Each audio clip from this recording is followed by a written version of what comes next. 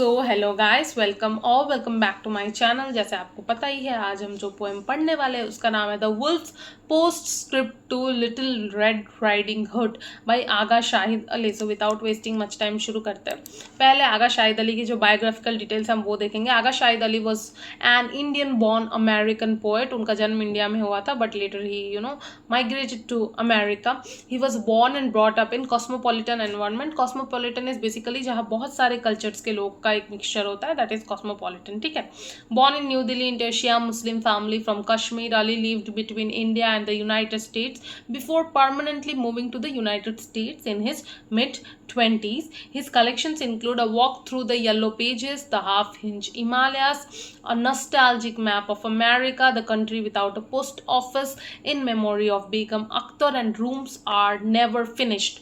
And Ali expressed his love and concern for his people in memory of Begum Akhtar and the country without a post office, which was written with the Kashmir conflict as backdrop. Ali की जो poems है जो syllabus में prescribed होती है बहुत ज़्यादा, they are mostly about the pain that he has regarding Kashmir in his heart, कि कश्मीर कैसा था, अभी कश्मीर कैसा हो गया। दिस इज हाउ जो है पेन कंसर्न है अली की पोएम्स का। But definitely there is a change.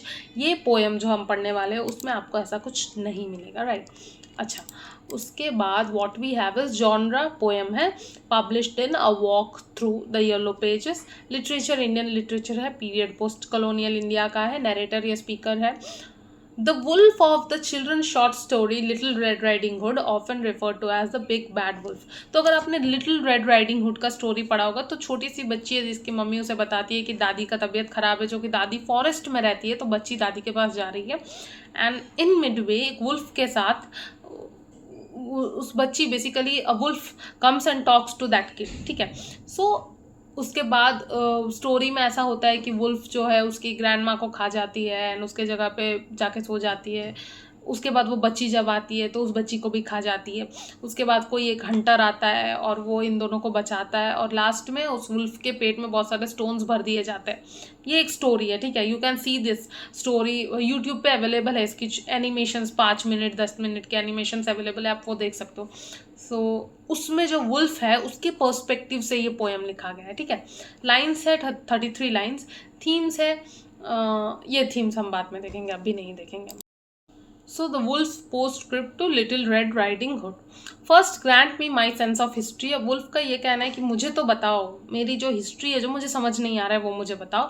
I did it for posterity, for kindergarten teachers and a clear moral. So मैंने जो अपने ऊपर ये इल्ज़ाम लिया that the wolves are bad, they can hurt children, they can be dangerous for children, children should not wander alone, mostly the girls, क्योंकि wolf either क्या होगा, वुल्फ आएगा एंड वुल्फ उनको खा जाएगा। सो ये मैंने उनके लिए किया, बच्चों के मोरल पर्पस के लिए, किंडरगार्टन की टीचर्स को, ताकि मोरल समझाने को इजी हो, इसलिए मैंने किया। And for the greater good of humanity मैंने किया। क्या था मोरल? Little girls shouldn't wander off in search of strange flowers and they must not speak to strangers. तो लिटिल गर्ल्स को फ्लावर्स तोड़ने के लिए इधर उधर अकेले नहीं जाना चाहिए एंड स्ट्रेंजर्स से बातें नहीं करनी चाहिए। And then grant me my generous sense of plot. लेकिन अब मुझे बताओ, मुझे अपनी प्लॉट के बारे में जानना है। तुमने जो मेरे बारे में ऐसे स्टोरी लिख दी तुम इंसानों ने, मुझे तो अपने प्लॉट के बारे में बताओ कि तुमने ऐसा क्यों लिखा। ये वुल्फ का कहना है। Couldn't I have gobbled her up right there in the jungle? जब मैं उस बच्ची से बात कर रहा था कि तुम्हारी दादी का घर कहाँ है, ये सब जब उसे पूछा था, मैं तभी खा लेता। मैंने उसको क्यों छोड़ा वहाँ पे? Why did I ask her where her grandma lived? मैंने क्यों पूछा उसे कि तुम्हारी ग्रैंडमा का घर कहाँ है? As if I, a forest dweller, didn't know of the cottage. मैं तो एक फॉरेस्ट ड्वेलर हूँ, मैं फॉरेस्ट में ही घूमता हूँ, तो मुझे तो कॉटेज के बारे में पता है। तो मैंने उस लड़की को पूछा क्यों कि तुम्हारी ग्रैंडमा कहाँ रहती है, और मैंने उसे छोड़ क्यों दिया, ठीक है।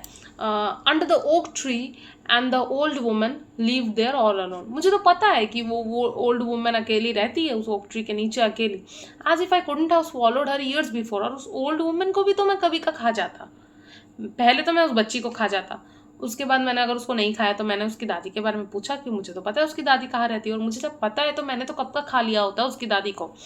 And you may call me the big bad wolf, हो सकता है कि तुम मुझे बिग बैड वुल्फ करो। इस स्टोरी में बेसिकली उस वुल्फ को बिग बैड वुल्फ कहा गया है। नाउ माई ओनली रेपुटेशन, अब जो उसका रेपुटेशन बन गया, अब सब उसको अब उस वुल्फ को बिग बैड वुल्फ के नाम से ही जानते हैं।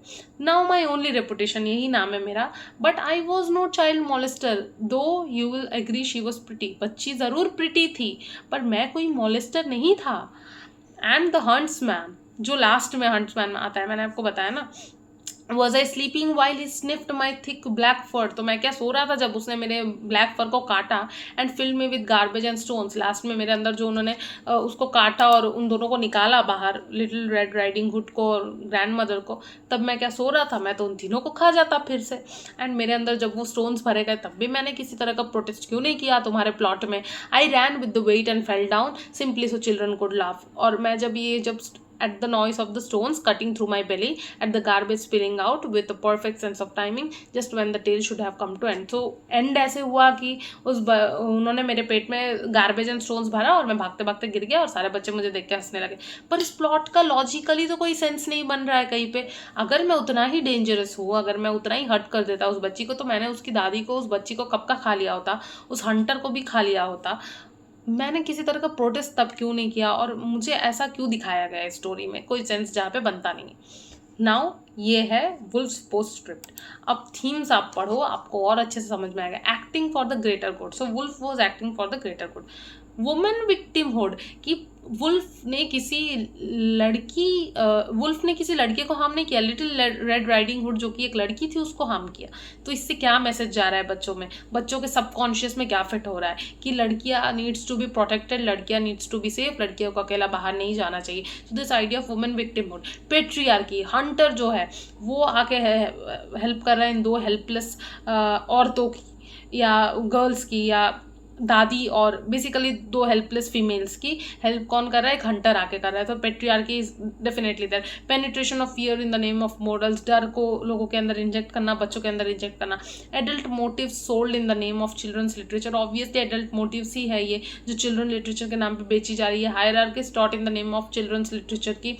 पेट्रियार्की, उसके बाद फीमेल, और सबसे नीचे जानवर होना चाहिए, जानवर को इंसान हमेशा कंट्रोल कर सकता है। All of this is patriarchy. Instilling fear for animals in children, बच्चों के अंदर जानवरों का डर बढ़ना। Instilling the emotion of fear in the name of children's literature.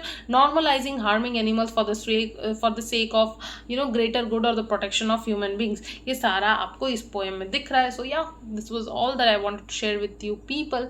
Poem बहुत ज़्यादा बड़ा नहीं है, पर you need to understand this themes. अगर ये आपको समझ में आ रहा है, you can write any answer and every answer, ठीक है। So yeah, this was all that I wanted to teach you in this video. Thank you, and if you like the content, do like it, subscribe the channel, share it with your friends. Thank you.